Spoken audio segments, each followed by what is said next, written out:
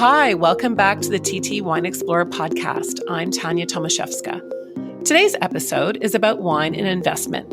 If you listened to my last episode, episode 7, about building a brand with Ian McDonald, the founder of Liquidity Wines, you'll recall that we discussed the type of investment which owners of a new winery need to make to design and implement their vision. Well, today, this episode is about wine and investment on the other end of the grape to glass spectrum. That is, what is the investment potential of a finished bottle of wine in the hands of the consumer or buyer of that bottle? This episode is about looking at wine itself as an investment asset class. I'm often asked by wine enthusiasts and everyday tasters whether wine is a good investment. Should they buy it and stash it away with the hopes that their collection will grow in value and provide a return to them? Maybe they'll have a little nest egg derived from their hobby of wine collecting. Now, I'm familiar with the various types of wines which are currently considered to be good investments, at least in terms of values, which certain bottles are fetching at auctions or on the global wine trade market. I also know some collectors who've done really well, having accumulated a lot of wine over the past few decades, which is worth a lot now by today's standards. But these collectors often tell me that they got in at the right time, or a good time at least. I'm also aware of various advisory businesses which help everyday people select wines for investment, and these services also offer to source and store those wines for you while you hold your investment. However, to consider this broad question about whether to invest in wine, I feel what I need is a multi-disciplinary expert to guide me, someone who's conversant not only in the world of investment, but also in the world of special collectible assets, both traditional and non-traditional investment vehicles. And so my guest today is Dr. Sara Adami-Johnson. Sara is a vice president with High Net Worth Planning Services at RBC Wealth Management. With a focus on international estate, art, and digital legacy planning, Sara helps clients based in Canada and globally with their life planning around these special types of assets. Sara has a PhD in international business, is a lawyer with numerous legal qualifications from around the world, has art advisory expertise, and is also a trusts and estates practitioner. Sara speaks at conferences worldwide about these matters, including things like crypto and digital assets. And if all of that wasn't enough, Sara's just plain fun. She has her finger on the pulse of so many things, and her curiosity and enthusiasm are unbelievably infectious. I first met Sara about 7 years ago now. I'd recently moved back to Vancouver from Australia. I'd just quit working in the law world, and I decided to take a jump into the unknown. I decamped to the Okanagan Valley, British Columbia's largest wine producing region, to live there for a season and work as a guide for a private wine tour company. I was starting from the ground up, literally driving all around the valley and taking an intense deep dive into the wine world to see if it was for me. I think I knew about 2 people when I arrived in Kelowna, and it was during that first Okanagan Valley stint of mine when a mutual friend introduced me to Sara, saying, "You two have to meet, you're going to totally get along, and you're going to become fast friends." And indeed we did. And the rest, as they say, is history.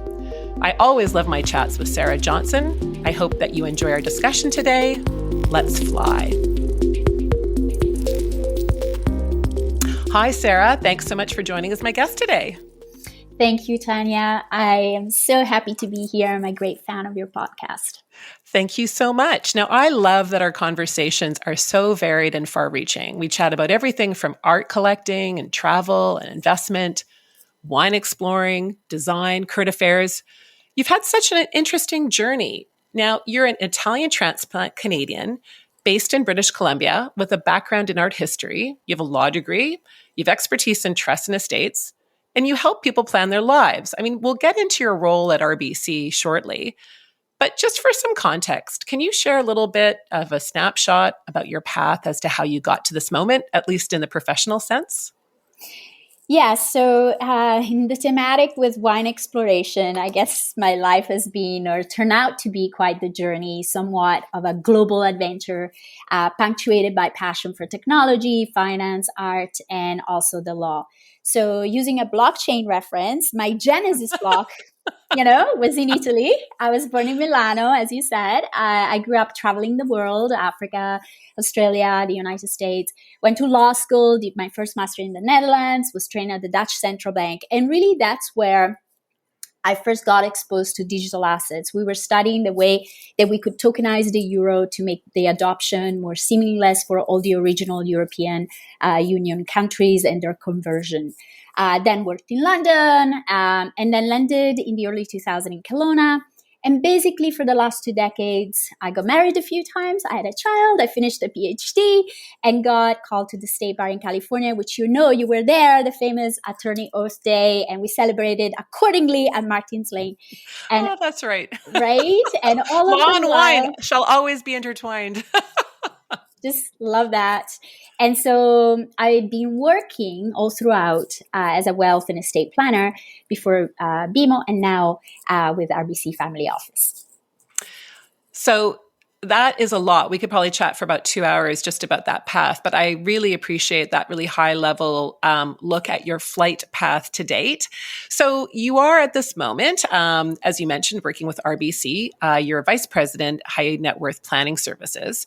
Can you explain a little bit about what you do when you say you focus on international estate, art, and digital legacy planning in terms, in practical terms? Who do you work with and how do you help people?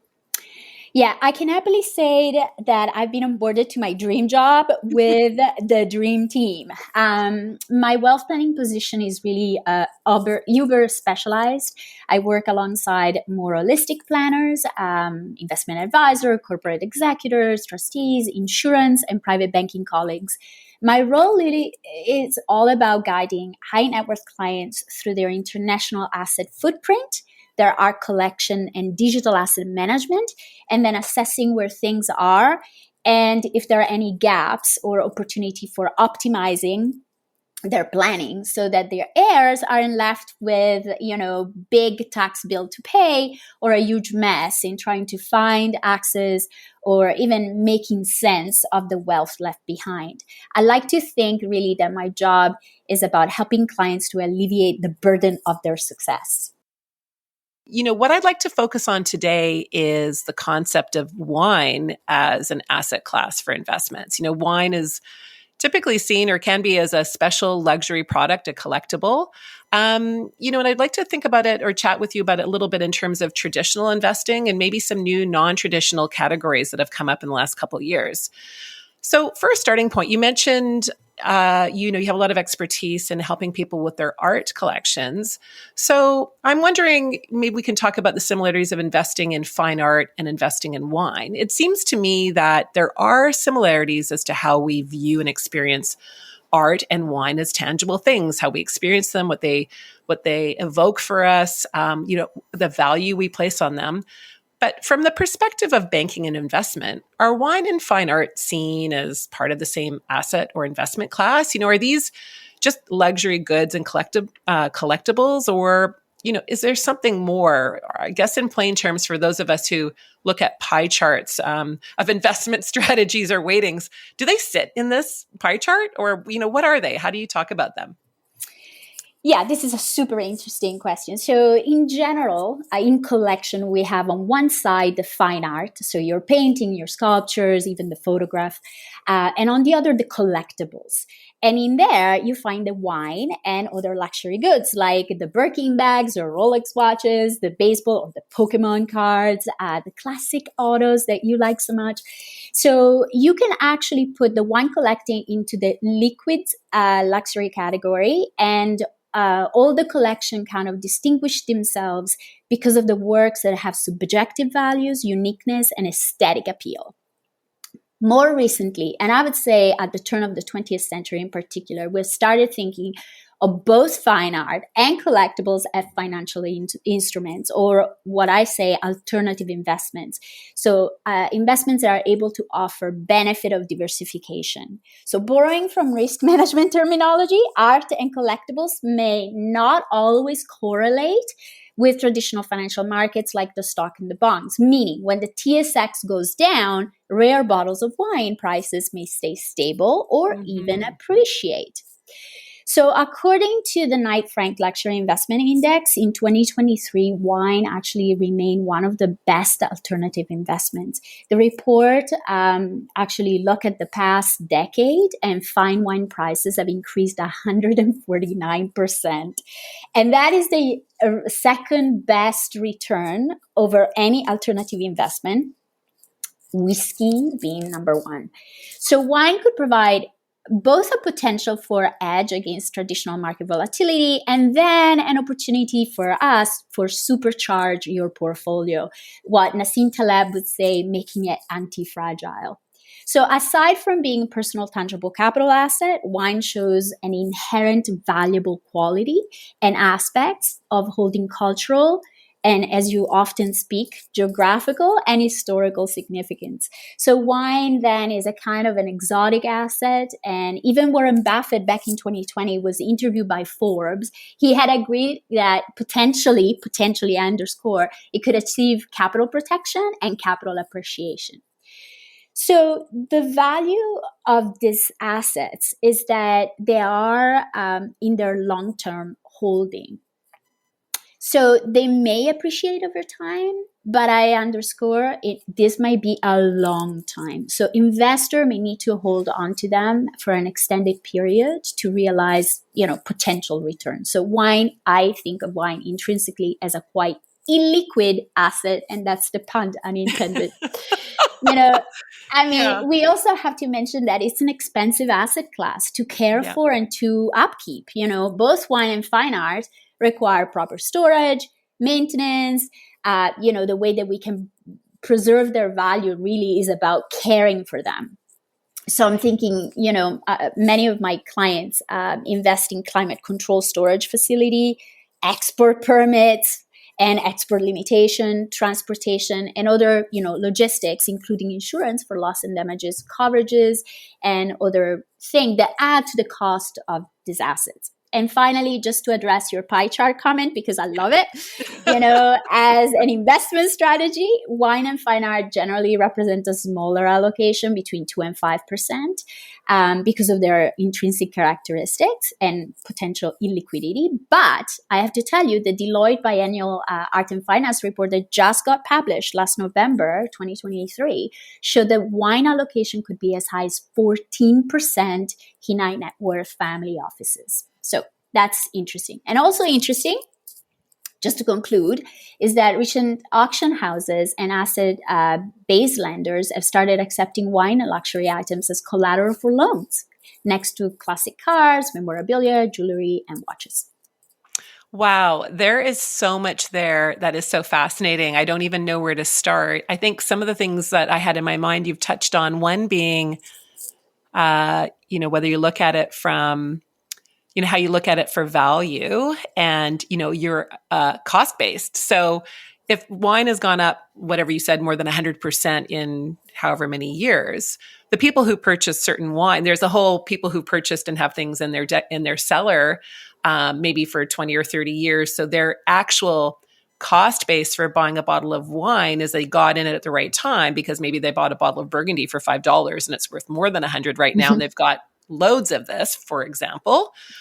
And perhaps at the same time, what you're saying is maybe there's this flock to luxury goods to have this extra bit of alternative. And so there's, is this when scarcity of products also adds to the value? Should we look at this similar to, I suppose, works of art, limited quantities? Is that perhaps how people look at it from the wine? You can't really guarantee what a market is going to pay for a bottle of wine at any given moment. There are trends, but there's risk too, right? Completely, yes. So in fact, unlike traditional financial assets, as I kind of mentioned and you underscored, it is complex to determine the value of wine and art, because it is often influenced by subjective variables and the individual tastes, individual preference, and the subjectivity also can lead to certain level of risk and uncertainty in their evaluation.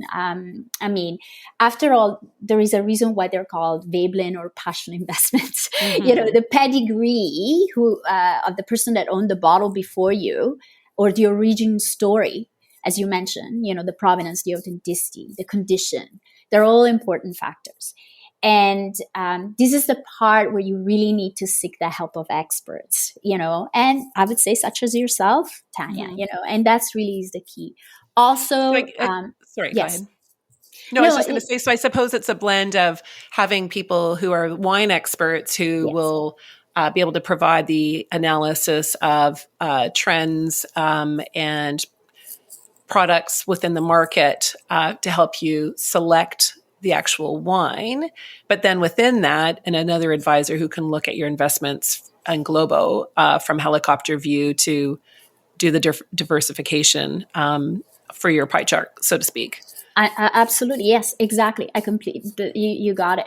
And also if you consider the way that you can price it, you might look at the ratings of the wine and the scarcity, as you mentioned, specifically for the scarcity, that is really hard to predict. A wine that is currently limited production is a good indicator, but which wine will be scarce later on is more difficult to figure out, right? So predicting the future is also a real pickle. And ideally, again, you will do some homework and some research on the wineries and the wine that you're interested in and look into the past performance of prices. Technology also, we got to underscore this, can also come to the rescue here. While I was preparing for this chat, I actually read that you can keep track of wine prices now for almost 5,000 different wines. There is a website, winfolio.com, and there's many more. But so in my opinion, basically, a successful investment in wine often, if not always, requires a level of expertise or access to knowledge and information and connoisseurship, that really only professional in the industry can provide. And these people can understand the ins and outs and other alternative, markets. And truly for being able to appreciate the factors such as provenance and authenticity and any potential aging characteristic of the wine, that professional expertise is crucial.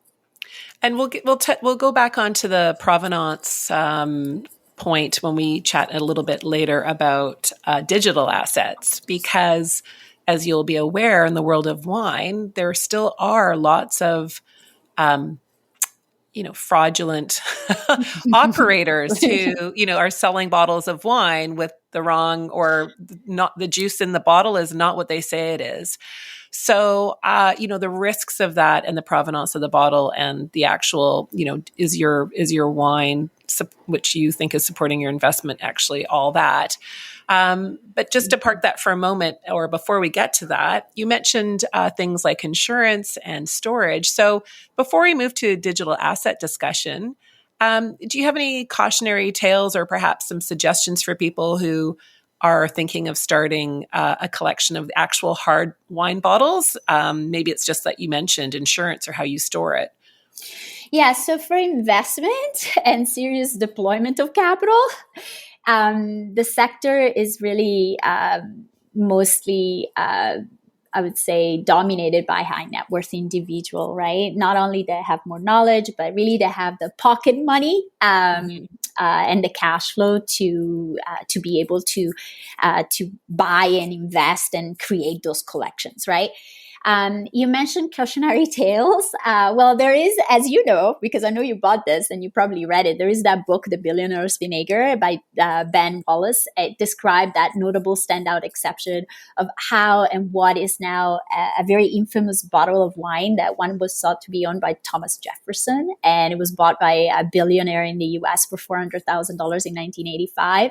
But after the purchase, even with the best experts, they discovered that the wine was actually fake.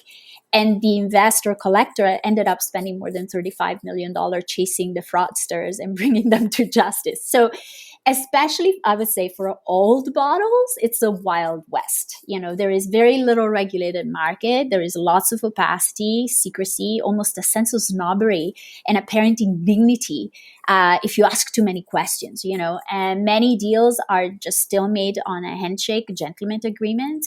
And one of the biggest risk, I would say, in wine collecting, aside from drinking your collection, which could happen. It happens to me all the time.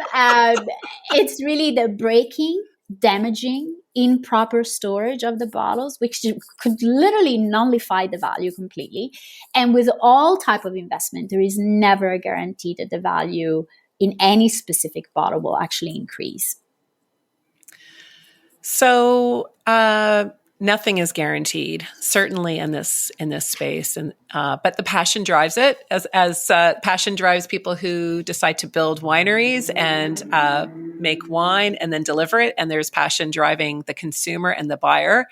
And that passion is driving investment products.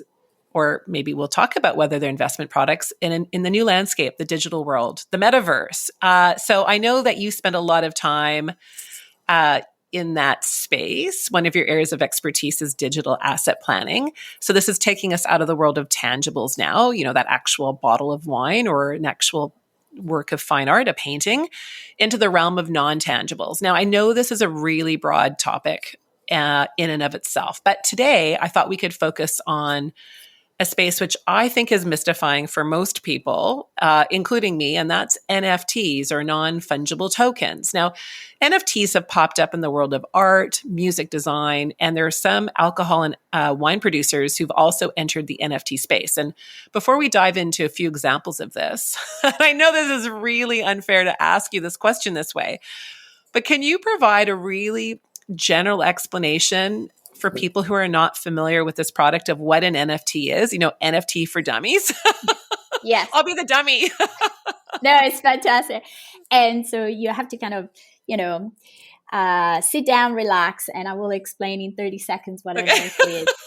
So I actually call this category of assets the incorporeal or SMART, meaning self-executing property, which is a step beyond the traditional software-based intangible property.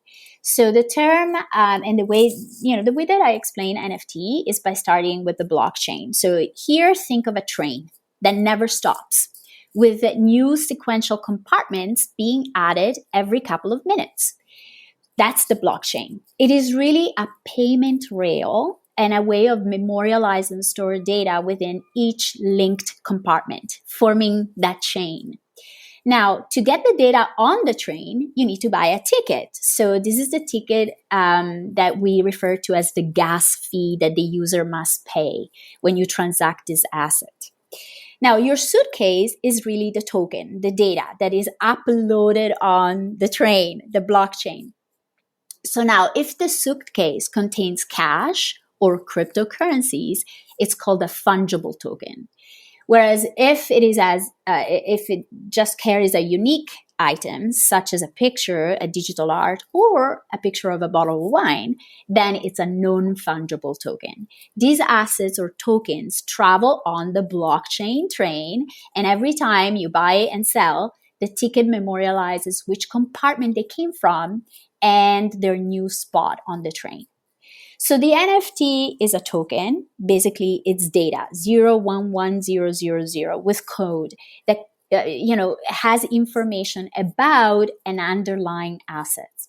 The digital, so the way that it works, I'm going to give you a practical example. Let's say you have a one-off rare bottle of Chateau so-and-so. Totally making this up. We take a digital picture of the bottle and then add some information about it, the vintage, the house, the winemaker, the date, and some characteristics, about it, the geographical, region where it comes from, for example. And we save the picture and this information in a file. Then we upload the file into this code or NFT and we mint it, meaning we create it. When we sell that bottle, the physical bottle, the digital wallet will get credited some money. And automatically, this is why it's smart, because it automatically will change the ownership of this digital certificate with all that information about the authenticity and provenance where the bottle is coming from to the new owner. And that moment will be memorialized on a blockchain. The blockchain then is the accounting ledger of record that keeps all of those buy and sell agreements memorialized and will show the bottle provenance and point of touch and owners at any point of their life throughout the time, from when it was first created at the winery until today. So if I bought an NFT, I'm buying that digital asset and that chain of ownership. Correct. That you mentioned. And it may or may not be linked to an actual hard asset. So Correct. I'm just thinking, for example, in the luxury wine world, maybe I'll just go through a couple of examples. So for context, that have come up in the last couple of years. So one, for example, is Robert Mondavi dropped an NFT collection. It was a special collection where they made a limited series of 1,966 individually handcrafted Limoges porcelain magnum bottles.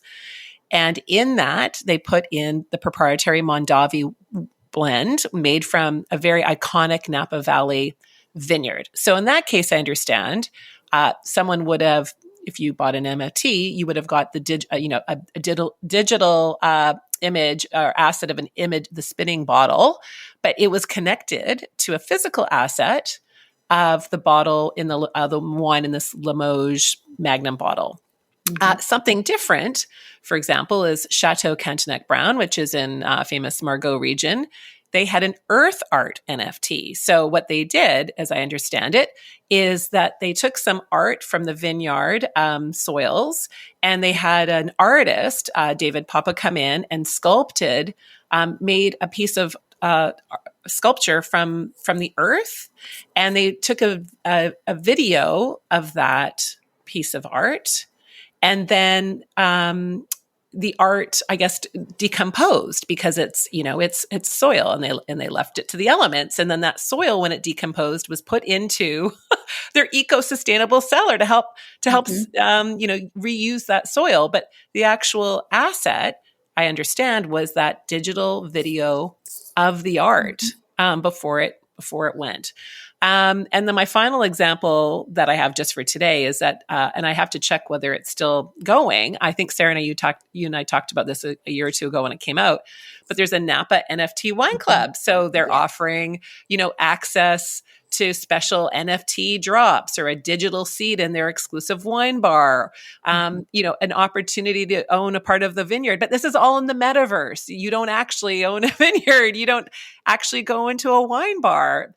This is a wide world. And I don't know, I think that some people still want to have an experience which they can touch and feel, but yet at the same time, in art and design and music, and you deal in the space, there's been, a huge wave of people getting on that train. So here's my question,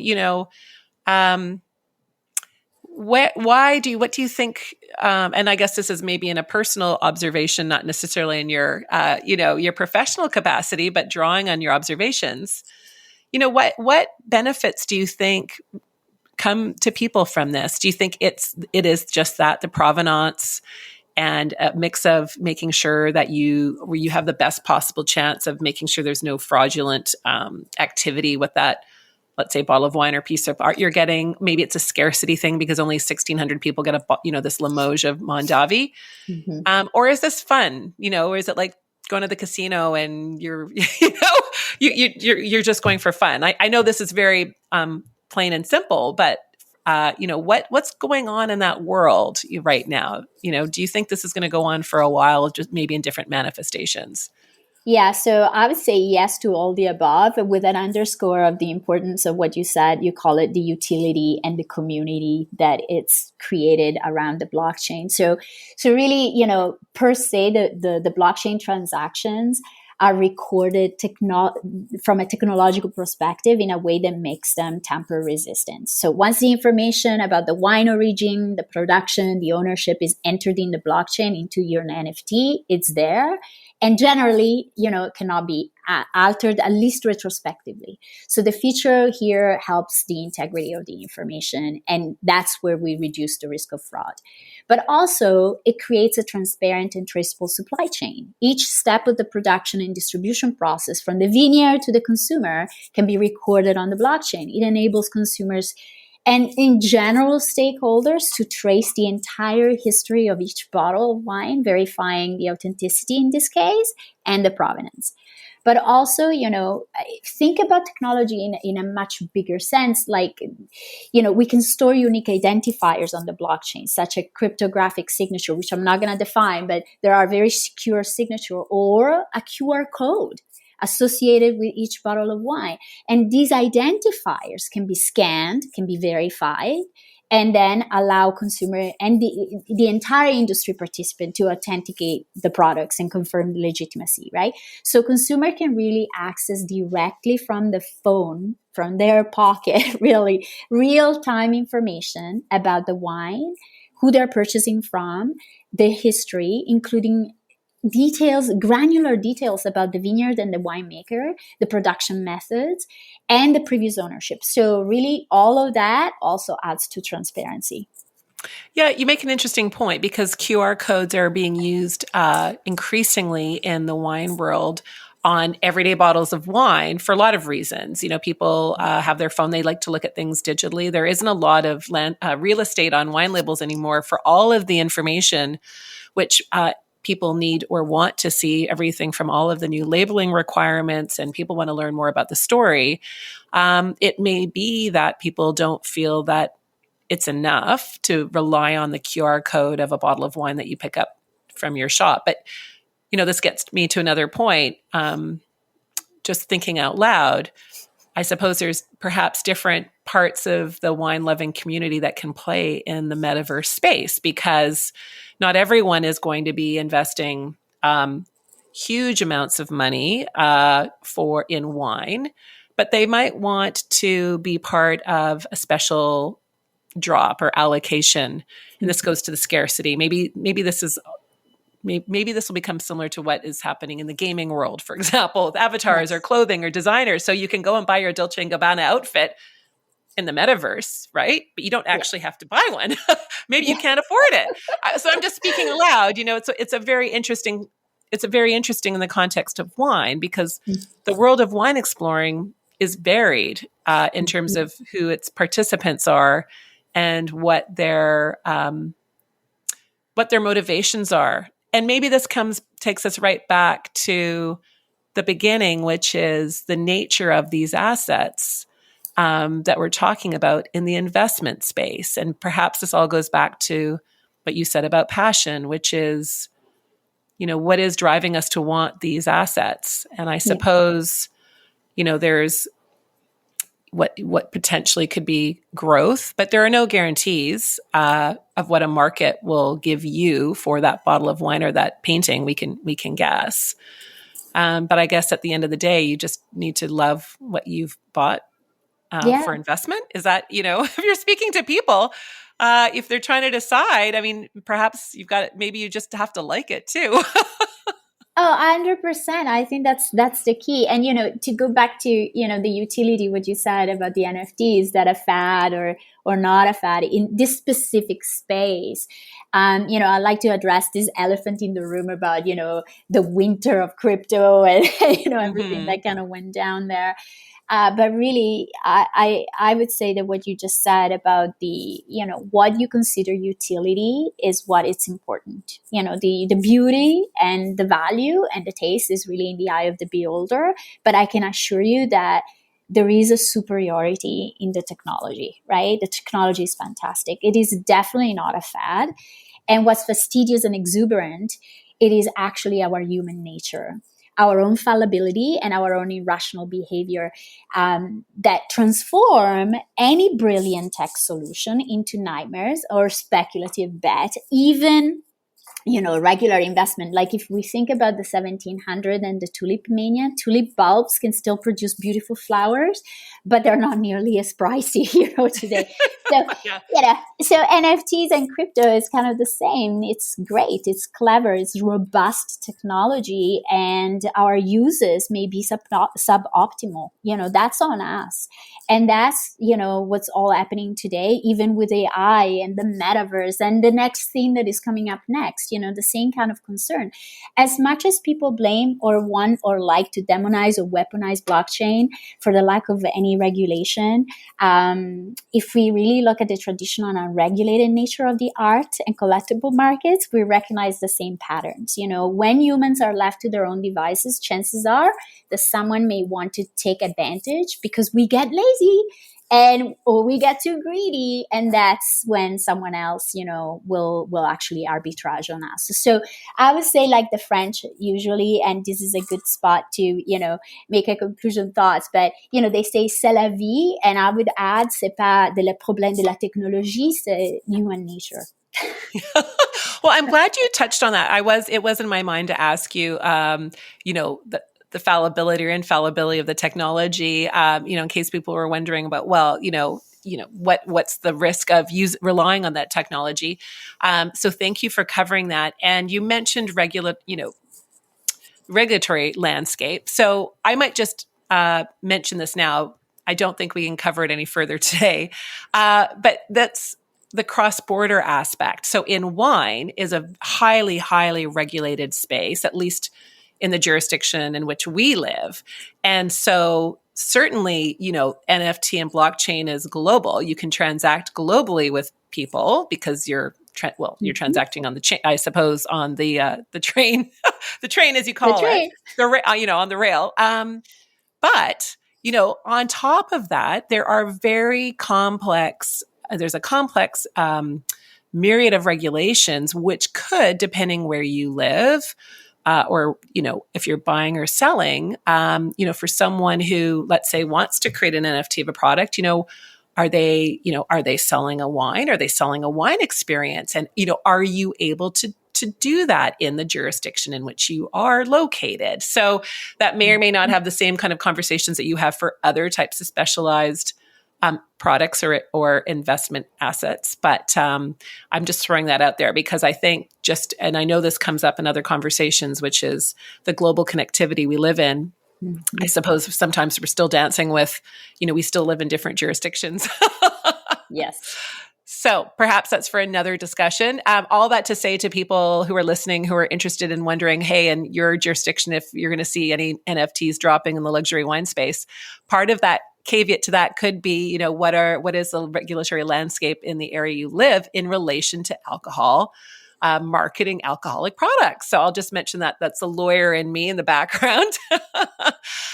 So Sara, I would like to thank you so much. We've covered a lot today. Thank you so much for breaking down complex aspects, particularly the NFT and the blockchain, into such a digestible way. I think that your précis was probably the best one I've heard. So I really, really appreciate that.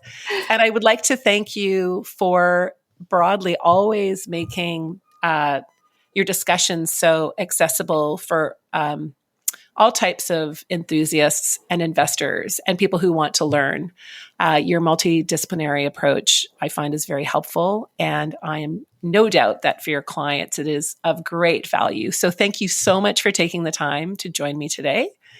And perhaps we can have a chat another day on another topic relating to the wine world or wine exploring. And I hope to see you soon, clinking glasses in the real world and not necessarily in the metaverse. Right? So thank you. Thank you so much. This was so much fun. Thank you. Thank you so much for listening today. And a huge thank you to everyone who's been in touch with me to share your feedback and support for this podcast journey, which I've started. I really do appreciate it. I'm loving the creative process of bringing these conversations to you. And now that I have about 7 to 8 episodes under my belt, I feel that I'm heading in the right track. Conversations are a multi-way street, however, and they should be dynamic and versatile. So please do drop me a line if there are any topics or themes which you'd like to hear me discuss with guests. I've already got a long list of future episodes in mind, but I'd love to hear from you. Feel free to contact me at tanya@ttwinecouncil.com, or you can direct message me on Instagram if you play in that space. And like wine, this conversation too can be shared. So if there's a TT Wine Explorer podcast episode which you enjoy and which you think will resonate with a friend of yours, please share it with them. I'm all grassroots right now.